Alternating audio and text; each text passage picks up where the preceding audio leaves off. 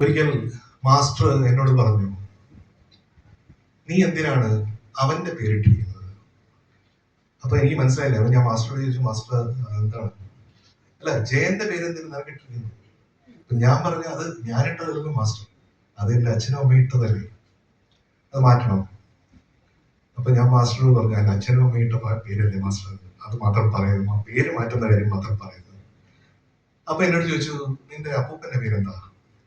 അപ്പൊ ഞാൻ പറഞ്ഞു, ഗോപാലപിള്ള എന്നാണ് അദ്ദേഹത്തിന്റെ പേര്.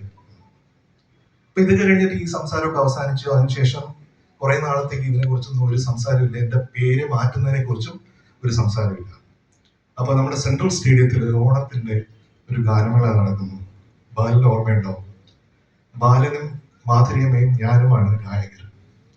അപ്പൊ എന്നെ പാടാൻ ഏൽപ്പിച്ചിരിക്കുന്ന പാട്ടുകളിൽ ഒന്ന് അമ്പലപ്പറമ്പിലെ ആരാമത്തിലെ ചെമ്പരത്തി പൂവി എന്നുള്ള പാട്ടാണ്. അന്ന് ബാലൻ പാടിയ പാട്ടുകളൊക്കെ എനിക്ക് ഇപ്പോഴും ഓർമ്മയുണ്ട്, മാധുര്യമ്മ പാടിയതും ഓർമ്മയുണ്ട്.